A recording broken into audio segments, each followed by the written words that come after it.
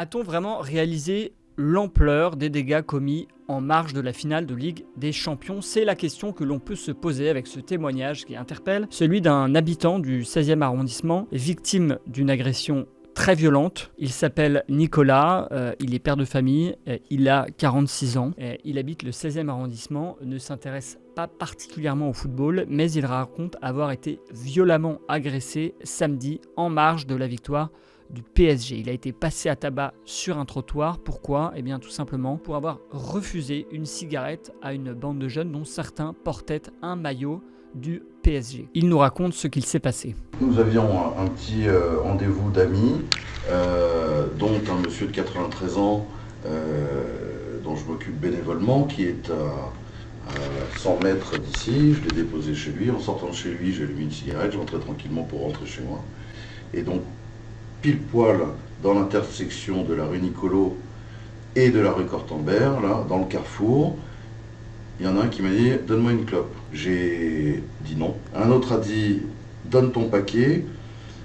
Dans ma tête, je n'avais qu'une chose qui me disait « Ne t'arrête pas, avance, avance, avance, avance ». Donc j'ai continué à avancer.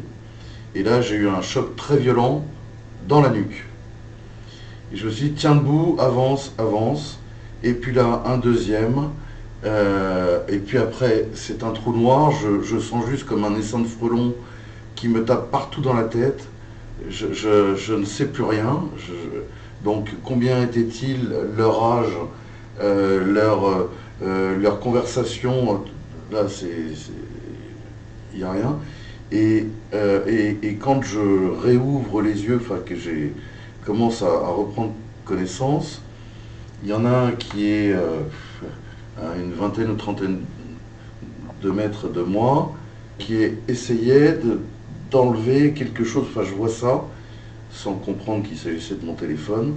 Il s'agaçait, et d'agacement, il a lancé le téléphone dans ma direction. Donc, très surprenant, puisqu'il venait de me casser la tête, pourquoi n'a-t-il pas cassé le téléphone? Je ne sais pas. Autre chose très étonnante, les fameuses cigarettes, ils ne les ont même pas prises, ni mes papiers où il y avait un peu de liquide, rien. Et puis là j'ai une grosse frayeur, c'est du sang qui sortait non-stop. Et je ne savais pas d'où sortait le sang. J'ai pensé que j'avais peut-être une artère percée, parce que ça coulait, ça coulait, ça coulait, ça coulait. Je ne savais pas d'où. Et là, la voix de la dame, vite, vite, suivez-moi, venez vous mettre à l'abri, suivez-moi, venez vous mettre à l'abri. J'ai vu la mort, j'ai entendu, je suis indescriptible. S'il n'était pas intervenu, je pense que... Nicolas a donc pu être secouru par des riverains. Ces derniers expliquent qu'en partant, les agresseurs auraient lancé à leur victime « Ça t'apprendra à refuser une clope ». Ils indiquent aussi que la victime perdait beaucoup de sang. Écoutez le témoignage de cette habitante qui a donc porté secours à Nicolas. Et on voit son sang à lui. Et en fait, ce qu'il m'a expliqué, c'est qu'il était en train de fumer une cigarette quand il s'est fait agresser. Et on voit sa cigarette. D'accord. Et ça, c'est son sang? Ça, c'est son sang, oui. Et ensuite, je lui ai mis des pansements. Les témoins que nous avons pu interroger par ailleurs décrivent une situation chaotique dans le quartier, des tirs de mortier, des rodéos. Et c'est aussi ce que raconte la victime avant qu'elle se fasse agresser. Écoutez. Juste à côté de la place de Passy. Donc là, c'était déjà très, très agressif. Notamment, ce qui nous choquait tous, c'était les voitures. Ils étaient assis sur les fenêtres, à l'extérieur des voitures, avec des drapeaux, et ils roulaient très très vite. C'était comme un rodéo, autant dans la rue de Passy que précisément là où je me trouvais, dans la toute petite rue du Banc, donc qui descend de la place de Passy. C'était pas un climat de fête, c'était un climat de revanche, enfin c'était pas serein. Il y avait déjà beaucoup de police, de voitures de police qui passaient, beaucoup d'ambulances qui passaient.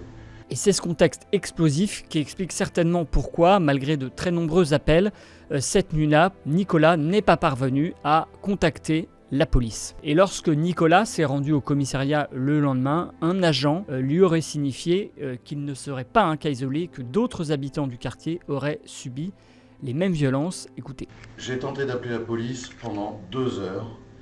Le 17, police secours. Rien, rien, rien, rien. Et ça, ça fait très peur. On peut, si je n'avais pas eu mes sauveurs, là, je pouvais me faire assassiner tranquillou. Hier après-midi, je suis allé au commissariat. L'agent qui m'a reçu m'a dit que, effectivement, comme il n'avait plus la même facilité d'aller aux Champs-Élysées, de casser les vitrines et les voitures, que la nouvelle tendance, c'était d'agresser des personnes qui n'avaient rien à voir avec la manifestation. Je pensais en fait être un cas isolé. Le policier me dit, monsieur, on n'a que ça depuis ce matin, on n'a que ça de personnes qui n'étaient pas dans la manifestation, hein, je n'avais rien à voir